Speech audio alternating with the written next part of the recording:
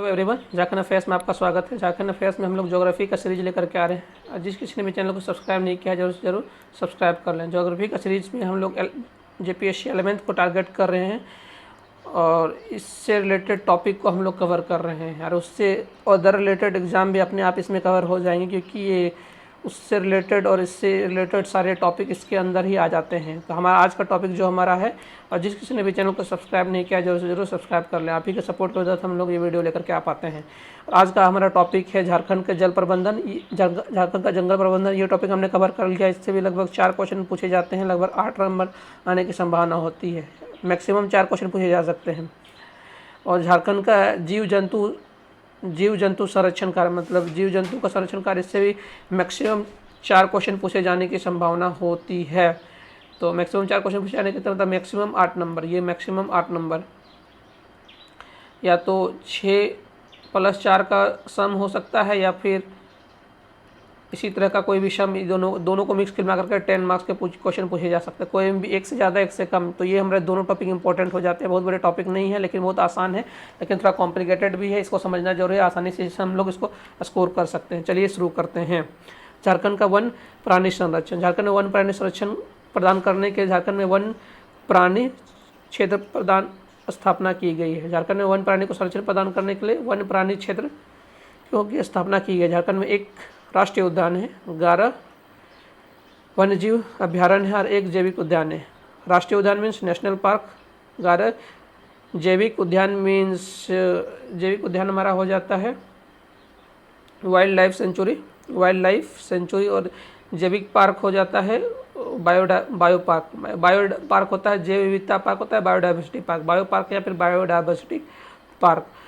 तो झारखंड में एक राष्ट्रीय उद्यान है, 11 जैविक उद्यान है, 11 जैविक अभ्यारण्य है और जैविक उद्यान है। दोनों को मिलाकर के 11 है इसकी संख्या। झारखंड के भूभाग का 2.62% भूभाग पर इसका विस्तार, मतलब झारखंड का जो संरक्षित भूभाग है, झारखंड में जो संरक्षण किया जाता है, कंजर्वेशन किया जाता है, वो 2.62% भूभाग में और 9% संरक्षित वन क्षेत्र के दायरे में विस्तृत है। ये एक्चुअली ये डाटा 2.63% नहीं है, जैसे 29.76% भूभाग पर वन पाए जाते हैं ना। झारखंड कितने परसेंट भूभाग को कंजर्वेशन के मोड में रखा गया है, ये भी है 2.76% पे है। इससे थोड़ा सा मिलता जुलता है। अब डाटा को यहाँ से हटा करके इस तरह से भी कर सकते हैं। 2.76% ये अपडेटेड डाटा है। कहीं कहीं पर ये 2.63 दिया रहता है, कहीं पर 2.76 दिया रहता है, कहीं पर 2.63 दिया रहता है। आप कहीं पर क्रॉस मैच कर सकते हैं। ये मेरा अपडेटेड डाटा, आप लोग क्रॉस वेरीफाई करना चाहते हैं तो कर सकते हैं। 2001 में केंद्र सरकार द्वारा पूर्वी सिंहभूम में प्रोजेक्ट एलिफेंट की शुरुआत की गई। पूर्वी सिंहभूम, फिर से आपको हम ट्रिक बता दे रहे हैं।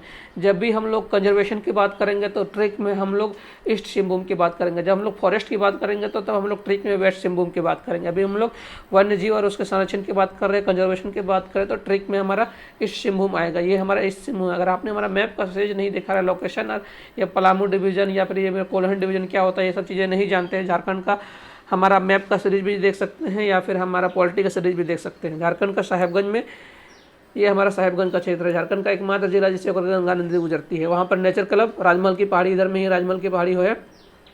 जीवाश्म उद्यान, मतलब राजमहल फॉसिल्स पार्क का विकसित किया गया है। हाल ही फिलहाल में इसका उद्घाटन किया गया था। इंपॉर्टेंट है, इससे क्वेश्चन पूछे जाने की संभावना है। झारखंड सरकार द्वारा वन्यजीव अभ्यारण्यों में 10 वर्षों की अवधि के लिए वन्यजीवों के प्रबंधन की योजना की गई। ये भी इंपॉर्टेंट है। 10 वर्षों के लिए वन्यजीव के प्रबंधन की योजना की गई है। ये इंपॉर्टेंट हो जाता है हमारे लिए। चलिए हम लोग से कहते हैं, झारखंड का एकमात्र नेशनल पार्क है, कहाँ पर है, ये है, उसका नाम है Betla national park. Betla national park कहाँ पर है, लातेहार में है। ये है गढ़वा। झारखंड का एकमात्र जिला जो 3 राज्यों से सीमा बनाते हैं। कई दफ़ा आपको हमने बताया है। उसका गढ़वा, पलामू, उसके नीचे पर यहाँ पर है लातेहार। यहाँ पर झारखंड का एकमात्र राष्ट्रीय उद्यान है, नेशनल पार्क है। कब इसकी स्थापना हुई थी, 1986 में। कब इसकी स्थापना हुई थी, 1986 में। लातेहार जिला में है इसका। क्योंकि झारखंड का एक ही मात्र नेशनल पार्क है तो इसका एरिया भी आपको याद रखना पड़ेगा। आप कैसे याद रख सकते हैं इसको, हम बता दे रहे हैं। आप 250 याद रखिए, उससे 20 कम कर दीजिएगा। अप्रोक्सीमेटली आप ऐसा ही याद रखें। इस डाटा को आप डायरेक्ट याद करने जाइएगा, नहीं याद कर सकिएगा। आप 250 याद रखिएगा 250 याद रखिएगा, 250 से आप 20 कम कर दीजिएगा तब 230 पहुंच जाइएगा। आप 230 से 231 का अप्रॉक्सीमेट डाटा 231.67 ऐसे ही डाटा याद कर सकते हैं। आप डायरेक्ट 231.67 याद करने जाइएगा, पॉसिबल ही नहीं है। 1932 में विश्व का पहला शेर की गणना की गई थी। विश्व की सबसे पहली शेर की गणना यहाँ पर की गई थी लातेहार में। यहाँ पर शेरों का संरक्षण किया जाता है, कंजर्वेशन किया गया था। और विश्व की सबसे पहले शेरों की गणना कहीं की गई थी, लातेहार में की गई थी। और एक चीज़ यहाँ पर आता है इन सिटू कंजर्वेशन और एक्स सिटू कंजर्वेशन। और 1973 और 74 से 1973 और 74 से यहाँ पर बाघ परियोजना शुरू किया गया था। कब शुरू किया गया था? प्रोजेक्ट टाइगर शुरू किया गया था। कब? 1973 से। अब इसको थोड़ा सा उल्टा करके देख लीजिए। 1932 में थोड़ा सा हल्का फुल्का थोड़ा सा मिलता जुलता। 1932 में यहीं पर लातेहार में ही पहली बार गणना की गई थी बाघों की। अब हम लोग देख लेते हैं in situ conservation, ex situ conservation. In situ conservation और होता है ex situ conservation. In situ conservation है मतलब है कि जो जहाँ पर है उसको वहीं पर संरक्षित करना। और एक्स सिटू कंजर्वेशन में तो जो जहाँ पर है उसको वहाँ से निकाल करके कहीं और ले जा करके संरक्षित करना। मतलब इन सिटू कंजर्वेशन मतलब जैसे शेर कहाँ पर मिलता है? जंगल में मिलता है। जिस जंगल में मिल रहा है उसको उसी जंगल में, मतलब बब्बर शेर कहाँ मिलता है? गिर के जंगलों में। उसको गिर के जंगल में ही जाकर के हम लोग उसको संरक्षित कर रहे हैं। तो वहाँ पर क्या हो गया?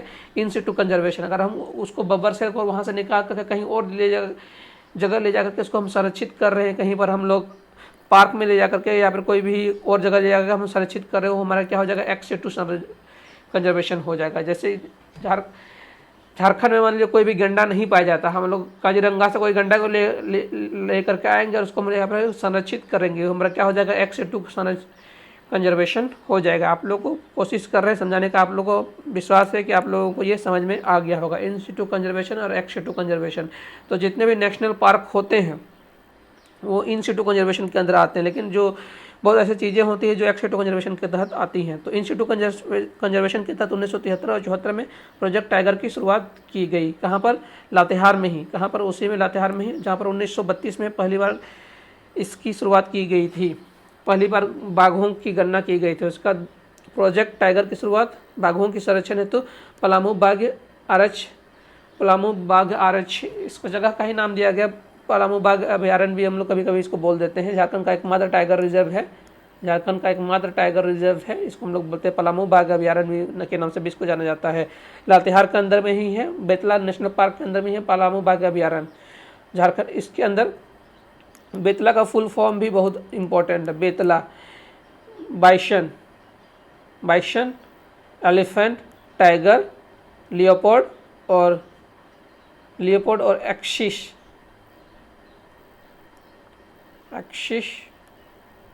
ये बेतला, ये बहुत इंपॉर्टेंट है। बेतला में यही सब जानवरों को संरक्षित किया जाता है। उसके अलावा और भी जानवर के मेनली जो बेतला को प्रोजेक्ट को शुरू किया गया था इन्हीं सब जानवरों को संरक्षित करने के लिए। बाइसन, एलिफेंट,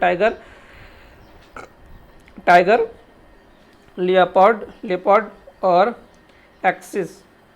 उसके अलावा बाघ, शेर, तेंदुआ, जंगली सुअर, चीतल, सांभर, गौर, चिंगारा, नीलगाय, भालू, बंदर, मोर, घनेश, वन मुर्गी, जो नॉर्मल चीज़ें हैं उसको तो संरक्षित किया जाएगा। लेकिन जो बेतला प्रोजेक्ट था इन लोगों का नाम आपको याद होना चाहिए। कब शुरू किया गया था? 1984 में। 1932 में इसकी पहली शेर की गणना हुई। तो 1973 और 74 में क्या किया गया था? प्रोजेक्ट टाइगर की शुरुआत की गई थी। इसके तहत इन सिटू कंजर्वेशन के तहत, ये बहुत ही इम्पोर्टेंट है। उसके बाद पलामू बाघ आरक्ष, इसका एरिया का विस्तार किया गया। इसका विस्तार कितना किया गया? 1026 किलोमीटर स्क्वायर तक इसका विस्तार किया गया है। यहाँ बाघ, हाथी के अतिरिक्त अन्य वन्यजीव अधिनियम के तहत 1972 में इस अधिनियम के तहत 16 अन्य महत्वपूर्ण प्रजातियों को ऐड किया गया। ये थोड़ा सा इंपॉर्टेंट है, कभी कभी अटपटा सवाल पूछा जाने की संभावना इस तरह की हो जाती है। कब इसमें ऐड किया गया? 1972 में इसमें फेरबदल किया गया। इसमें 16 अन्य जाति, इस तरह के टॉपिक है, मतलब न्यूमेरिकल डाटा वाले क्वेश्चन पूछे जाते हैं। 16 कितने जीव उसमें ऐड किए गए थे? 16 अन्य जीव। इसका एरिया कितना है? 1026 किलोमीटर स्क्वायर है। पलामू बाघ अभयारण्य इसके अंदर है, बेतला से सटा हुआ ही पलामू बाघ अभयारण्य। अगर आप थोड़ा सा मैप में भी देख लेंगे, गढ़वा, सॉरी ये हमारा हो जाता है गढ़वा, पलामू, लातेहार, तो यही है ऊपर में हमारा पलामू आ जाता है, यहीं पर लातेहार। तो जो भी अगर क्रॉस बॉर्डर होगा तो यही कॉमन बॉर्डर के एरिया में आ जाता है। तो उसके बाद हमारा आ जाता है सेकंड श्रेणी में wild life sanctuary, wild life sanctuary और जैविक उद्यान, bio park, wild life sanctuary और बायो पार्क। तो वाइल्ड लाइफ सेंचुरी झारखंड में और बायो पार्क को मिलाकर के टोटल संख्या कितनी है? 11 है।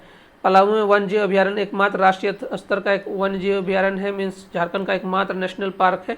और शेष सभी वन अभ्यारण्य है, मतलब वाइल्ड लाइफ सेंचुरी है। पलामू का एक वन जीव अभ्यारण्य झारखंड राज्य का सबसे बड़ा वन अभ्यारण्य है। इसका वर्ग किलोमीटर एरिया में अगर हम लोग देखना चाहें 794 किलोमीटर स्क्वायर। किसकी एरिया है ये? 791। फिर ऐसे हम लोग बाद में और एक बार देखेंगे टोटल एरिया को टॉप और लिस्ट में। अभी एक बार देखना चाहते हैं तो ये हम लोग देख सकते हैं 794 किलोमीटर स्क्वायर। उसका दलमा आपको हमने मैप में अभी हम लोग ने बताया था कहाँ पर है, ईस्ट सिंहभूम का एरिया में आता है ये वाला एरिया दलमा। जब भी हमने अब तक वन जीव अभ्यारण्य की बात होगा तो हम लोग ईस्ट सिंहभूम की बात करेंगे। यहाँ पर है दलमा। प्रोजेक्ट टाइगर की शुरुआत कब की गई थी? प्रोजेक्ट एलिफेंट की शुरुआत कब की गई थी? 2001 में की गई थी।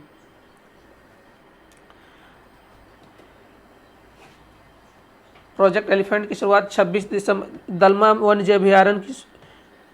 वन्यजीव अभ्यारण्य पूर्वी सिंहभूम में है। 1992 में एशियाई हाथियों के उसमें भी इन सिटू कंजर्वेशन के लिए हाथी प्रोजेक्ट एलिफेंट की शुरुआत की गई 1992 में एशियाई हाथियों के लिए, मतलब एशियाई एलिफेंट, एशियन एलिफेंट की कंजर्वेशन करने के लिए 1992 में। ये ईयर इंपॉर्टेंट हो जाता है। 1992 में एशियन एलिफेंट को कंजर्व करने के लिए 26 दिसंबर ये वाला डेट भी इंपॉर्टेंट हो जाता है। 26 दिसंबर 2001 में प्रथम गज अभ्यारण्य शुरुआत, तो प्रोजेक्ट का शुरुआत मतलब प्रयास किया गया था प्रोजेक्ट एलिफेंट पहले से ही, लेकिन इसको अभ्यारण्य में कन्वर्ट किया गया। थोड़ा सा इसमें कन्फ्लिक्ट हो सकता है, मतलब कन्फ्यूज कर सकते हैं आप लोग। कहाँ कन्फ्यूज कर सकते हैं? प्रोजेक्ट का शुरुआत किया गया है 1992 में। 1992 में एशियन एलिफेंट को कंजर्व करने के लिए, लेकिन इसको एलिफेंट कॉरिडोर नहीं, एलिफेंट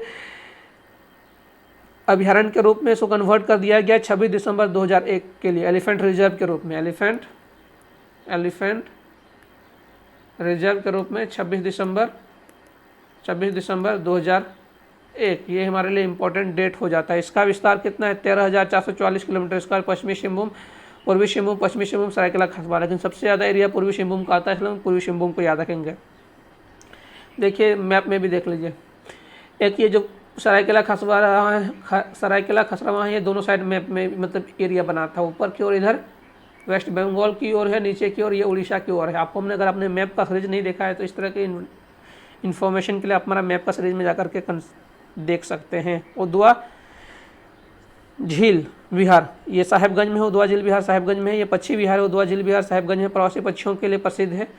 ये साइबेरिया से सहित विभिन्न एरिया से पक्षी आते हैं। ये साहेबगंज का एरिया यहाँ पर है। उद्वा झील है यहाँ पर साहेबगंज में। राज्य के लातेहार में महुआटार अभ्यारण्य, विलुप्त भेड़िया प्रजातियों को संरक्षण के लिए महुआटार एरिया। इसको आपको हम लोग ट्रिक से बताएंगे। अभी एक बार देख लीजिए, आपको हम कंप्लीट ट्रिक बताएंगे। टोटल 11 को एकदम ट्रिक से आपको बता दिया जाएगा। अभी उसको लिए आप चिंता नहीं कीजिएगा। महुआटार अभ्यारण्य हमारा कहाँ पर है? महुआटार में हमारा है लातेहार में, वहीं पर है जहाँ पर प्रोजेक्ट टाइगर है। यहीं पर महुआटार अभ्यारण्य है लातेहार में। उसका विलुप्त भेड़ियों की प्रजातियों के संरक्षण के लिए उसका धनबाद के तोपचाची में हरी पहाड़ी नामक झील है, मतलब तोपचाची के आसपास है, मतलब ये हमारे इंपॉर्टेंट है। तो वीडियो हमारा लंबा रहा है। इस वीडियो को जरूर से लाइक शेयर और सब्सक्राइब करें। और अगले वीडियो में एक ट्रिक के साथ आएंगे और सारे 11 के 11 अभ्यारण्य को एक ट्रिक के साथ याद करेंगे, पूरा सीक्वेंस को याद करेंगे। तो इस वीडियो को ज़्यादा से ज़्यादा लाइक शेयर और सब्सक्राइब करें। इस वीडियो को देखने के लिए आपका बहुत बहुत धन्यवाद।